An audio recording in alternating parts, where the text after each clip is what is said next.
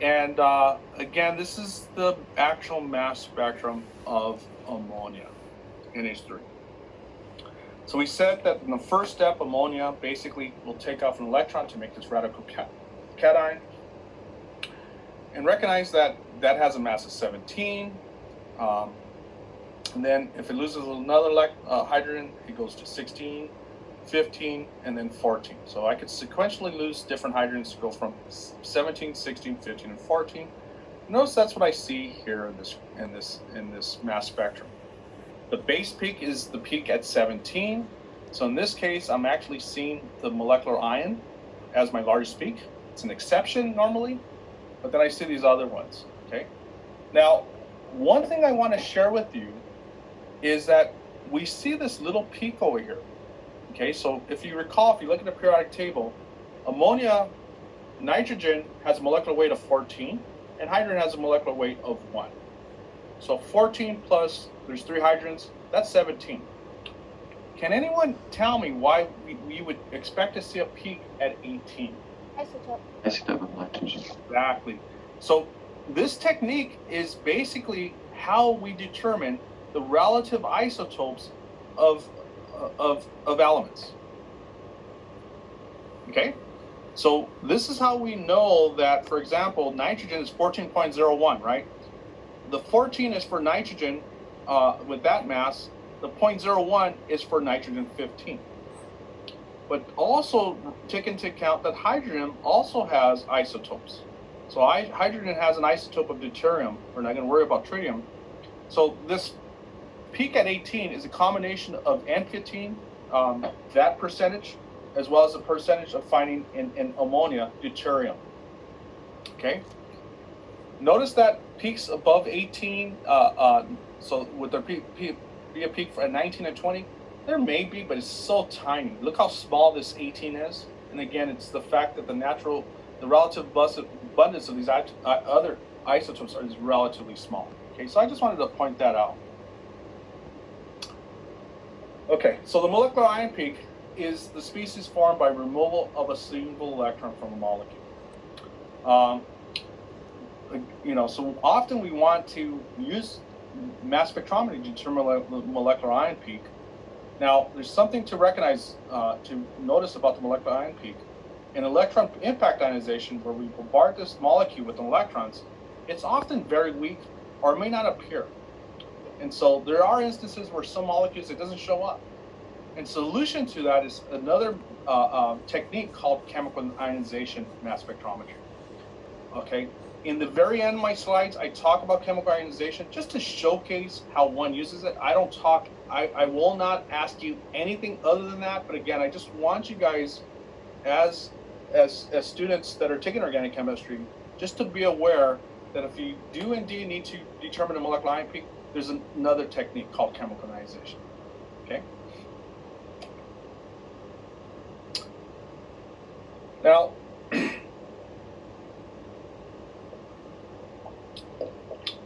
I'm going to focus on this slide for a moment here, because in this slide here is going to help you understand how molecules fragment. And it's a little different. My approach is a little bit different from Sorrel. I was looking at Sorrel before I left yesterday. And I'll showcase what Sorrel does, which is very similar to a lot of other textbooks. But here, what I want you guys to recognize is that it's almost predictable which electron will come off. Okay? So what I want you guys to remind yourselves of, I don't know if you guys ever learned this, but there's an off-ball principle, right? So you guys all learned the off-ball principle of atoms, that, the 1s electron are lower in energy than the 2s and 2p and so on and so on. There's also an off-ball principle for molecular orbitals. Okay, sigma bonds, since they're the strongest, are always the more stable. They're the lowest energy. And if you have a system that has a sigma bond and a pi system, pi bonds are weaker, so they're a little higher. And then if you have a molecule that has non-bonding electron pairs, that has not moved, that has not formed a bond. And then finally, recognize that. So let me do this on the document camera.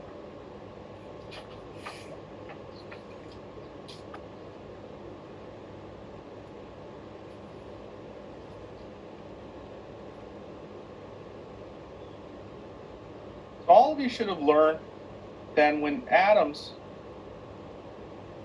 make a chemical bond, what we do is form two molecular orbitals. Okay?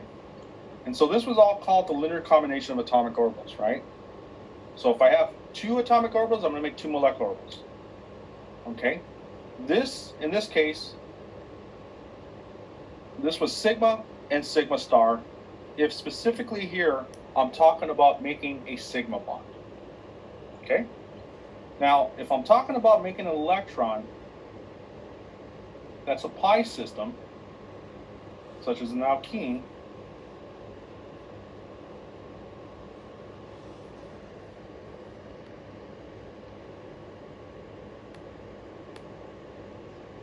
this energy doesn't go down as much because pi bonds are weaker than sigma bonds. Consequently, the pi star is lower. Okay, so if you allow me, if energy goes up in this direction, what I have is the Aufbau principle for molecular orbitals, where sigma is down here, the highest is sigma star, and then I have pi, I have pi star, but I also have electrons that didn't do any of this chemical bonding, and this is called non-bonding electrons. And so energy in general goes in this direction. In principle, if we have a molecule that has double and single bonds plus non-bonding electrons, we have a relative order of electrons that we get from this. Okay? And again, the assumption here is that pi star and the sigma star are not populated. Okay? So one of the things I want you guys to recognize that if I have non-bonding electron pairs are going to be the easiest to remove because they're highest in energy. They're the most accessible. If I don't have non-bonding electron bonds, and if I have a double bond, an alkene, then I'm going to remove the pi bond. If I just have an alkane molecule, hydrocarbon, that's just an alkane that has sigma bonds, then the only electrons I have to remove are from sigma bonds. Okay, this is kind of basically what I call the molecular orbital Aufbau principle for molecular orbitals. So let me go back to my picture here, and that's kind of what I'm referring to here. Is for organic molecules, ionization can proceed by the following three routes in increasing energy. Okay, the easiest electrons to remove, assuming that the molecule that we're looking at has non-bonding electrons, is to remove the non-bonding electron. So this electron here is referring to the fact that I'm going to take this molecule and I'm going to bombard it in this beam of high energy. If I have non-bonding electrons, I'm going to kick it out to make this radical cation. This becomes my molecular ion peak. So here, specifically, I'm showing X, where X is a halogen, but this is just a cartoon. This could be an oxygen, this could be an amine. It doesn't really matter. Anytime I have a molecule that has non-bonding electron pairs, that electron is the easiest to kick off. Okay. Now, if I don't have a non-bonding electron pair, then I'm going to remove electrons from pi bonds, assuming I have that. Okay. Recognize that pi bond is what I consider molecular valve curl, in that I have two atoms that have two electrons in p orbitals that have to be parallel to one another. If I remove one electron, what I want to point out to you, I remove this electron here, it's still a pi bond, but now that pi bond is only with one electron. So that electron is going back and forth in that positive. Okay? So again, this is also a radical cation. A radical and a cation. So basically it's a 2-electron bond where I remove that electron. Now this bond is one with one electron. If I don't have non-bonding electrons, and if I don't have pi bonds, and if I only have sigma bonds, then what I do is remove that electron from a sigma bond. And I get a 1-electron bond. Okay. Now notice this is all kind of interesting and funny, but again, in general, these are the electrons that get pushed off. Okay. Now, what I'm going to emphasize here, I'm going to change this a little bit. Obviously, if I have an alkene, this is the only thing I can do. If I have an alkene, I could do this and I could do that. But the probability of doing this, because these electrons are higher in energy than the sigma bonds, is greater. And it's going to permit me to be more predictable on how molecules fragment. And the same thing is true for systems that have non-bonding electrons. Could I do all of these? Yes. But again, the fragmentation that comes out the highest are often these fragmentations that resolve from removing that electron. Okay, so I don't want to preclude that if we have an electron pair and we have sigma bonds, that the sigma bonds are not going to, again, with 7 electron volts, everything gets excited. But in general, the electrons that we look at that have the highest fragmentation, the relative abundance of fragments is a result of these types of electrons. So it's kind of predictable. You're going to see me do this in a moment. Oops. A couple other things is that, as we pointed out, mass spec is an effective way to determine molecular formulas and molecular weights. We talked about isotopes. We talked about the M+1 peak. So elements that have an M+1 peak, that's, are carbon, hydrogen, nitrogen. So we just saw ammonia have that peak at 18, okay? Because 18 was the fact that we have ammonia that has nitrogen and hydrogen.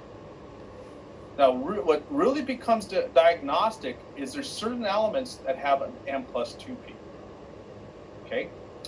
This is for oxygen, sulfur, bromine, and chlorine, okay? These elements have measurable M+2 peaks.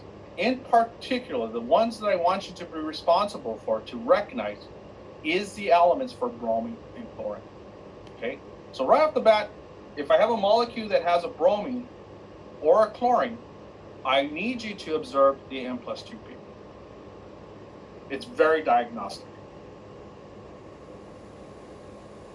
Just to get you a flavor of that, chlorine in nature is 75.77% chlorine 35, but it's also has chlorine 37. So notice two masses difference here. The higher isotope is 25% abundance of the 75% abundant 35.